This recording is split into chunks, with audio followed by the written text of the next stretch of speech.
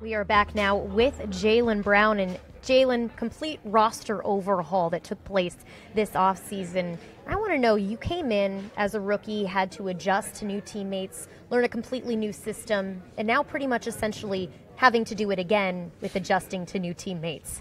What do you expect from that process? Oh, there's Danny. Oh, man. Look at these earrings, though. He's styling. Successful now. Oh, my God. They're fake. They're fake. What are they, clip-ons? Yeah. Don't let them fool you. They don't look Shout fake, out to though. DA. Shout out to DA. Wait, what was the question again? Well, it was basically about transition between everybody from last year coming in this year. New Yeah, teammates. now pretty much having to do it again. Yeah, it's like almost like rookie year all over again in a sense.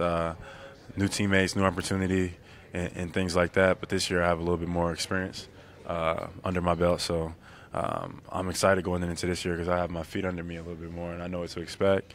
I know what it takes to win. That's what I learned from the group last year, like Isaiah Thomas, Avery Bradley, Jay Crowder. They taught me how to prepare for winning. So this year we expect nothing but the best, and we expect the same. And going forward, we just got to hold each other accountable. When all the changes were happening, I know that you leaned on your teammate Al Horford a lot. You guys were texting back and forth about everything. What were those conversations like? I was really just picking his brain. Like, I asked Al, like, have you ever seen anything like this before? And he was like, Al's been in the league 10-plus years, and he said, I've never experienced or been a part of anything like it. So for me, he's like, this is part of our business, and it's a part of our league. So for me, it was eye-opening, you know what I mean?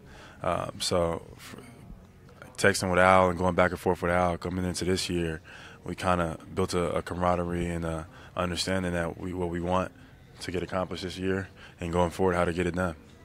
Now, you've been in town for a few weeks, been getting your workouts in. We've seen you out in the community at some events. My most hot-button question for you is a basketball round or flat? Is a basketball round or flat?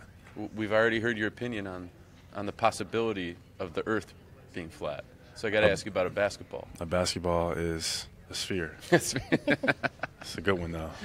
Had to bring it up. We had It's to a good touch on one, it because too. everyone was loving the fact that you were on Kyrie's boat on that one. I know that was all over ESPN after those comments, everything like that. I think the media kind of took it and ran with it. They took it and ran with it a little bit. You were joking around. I was joking around, but I definitely think Kyrie has a point. If you look from a human eye perspective, if you see like the sun setting and then it disappears behind like an ocean, like from a human level of experience, you would think the earth is flat. Right. So I'm like, Kyrie may very well have a point. Do I think the earth is flat? No, personally I don't. Like, it's numerous. Just to clarify that. You have it right here on Celtics. We'll get that on ESPN. It's numerous amount of things to tell you why the earth is round, but you know, I think it's fun. I think just building a relationship and having those conversations with teammates is great.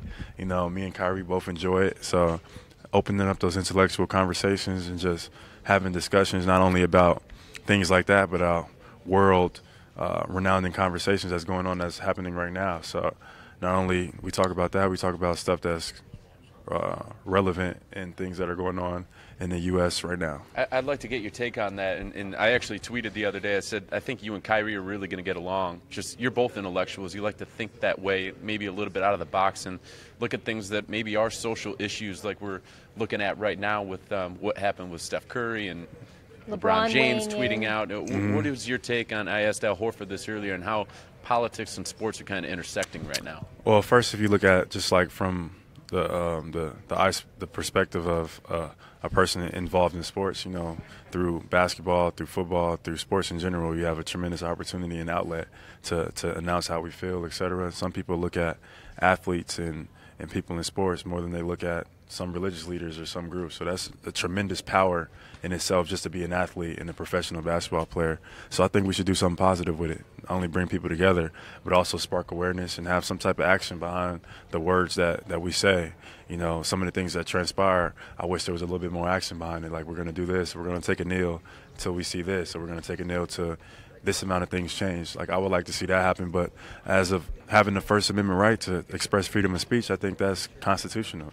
And I think that that should be understood amongst the leagues and the brands that we work in and work with, and what we transpire to do to bring awareness. As long as it's peaceful, I think it should be okay. How do you see yourself fitting in with all of that and having a voice?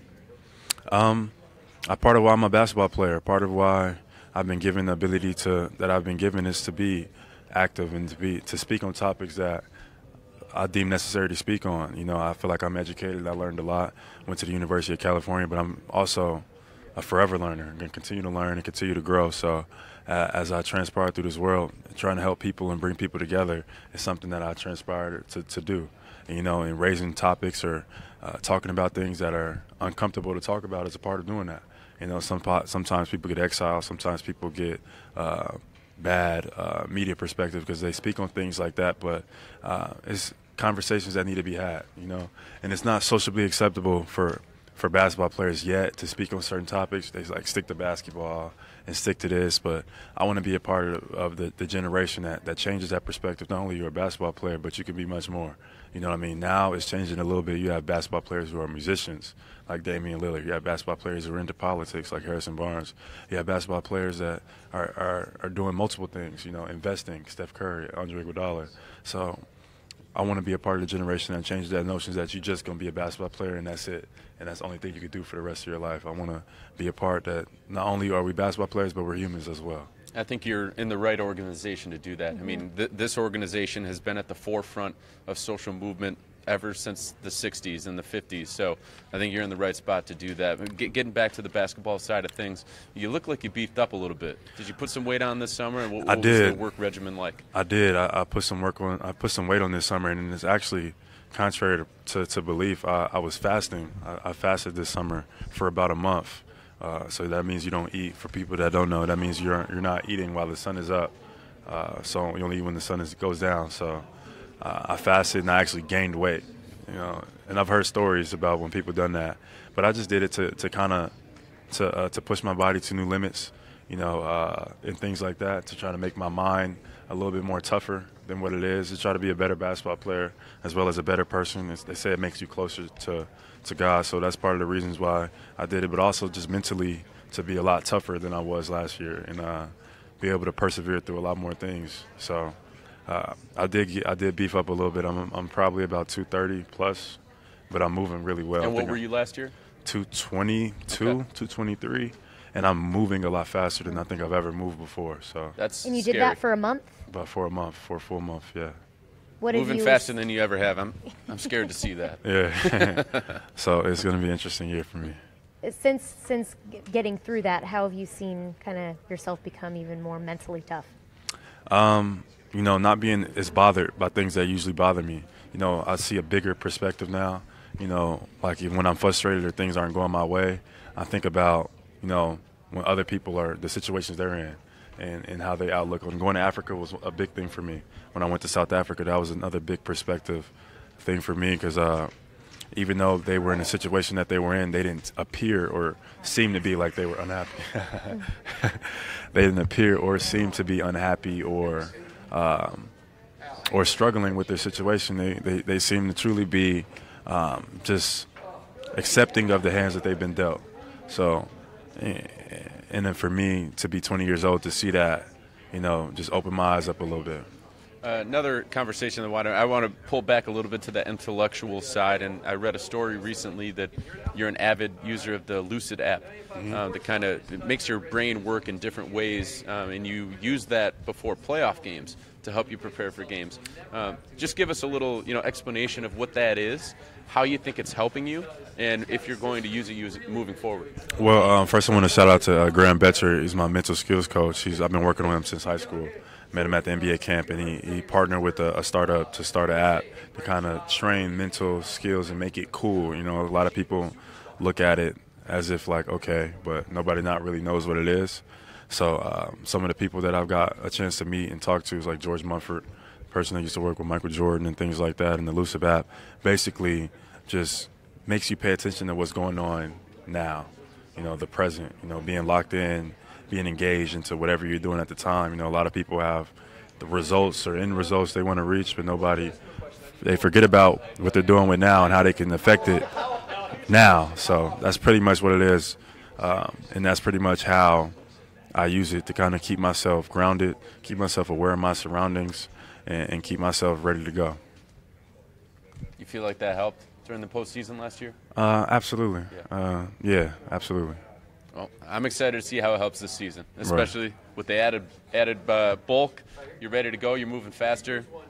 I'm ready for camp tomorrow. I'm ready. I'm ready for camp I think today. all the guys are. But before we let you go, we have been taking fan questions for you. We have the Mad Hatter who wants to know, Jaylen, what are some things that you learned in your rookie season last year that you plan to take with you this season? From Mad Hatter, the Mad Hatter? Yes. How to win, pretty much. That group from last year, Isaiah, Avery, Jay Crowder, Amir Johnson, I feel like they taught me and showed me how to win, how to prepare for winning. So that's what I'm going to take this year with me, how to prepare to win. How do you prepare to win? Just being locked in, watching film, having a set routine. Everything, every small detail matters. Brad Stevens says it all the time. Small hinges swing big doors, and I'm a firm believer in that. So there's no detail that's too small to pay attention to, and just try to be as locked in as possible on everything, and that helps you be prepared to win. Well, Jaylen, thank you so much for your time. We really appreciate it. All right, thank you See you guys. the rest of this Appreciate week. it. All right. We'll see you tomorrow Yep. in Newport. Enjoy it down there. Thanks.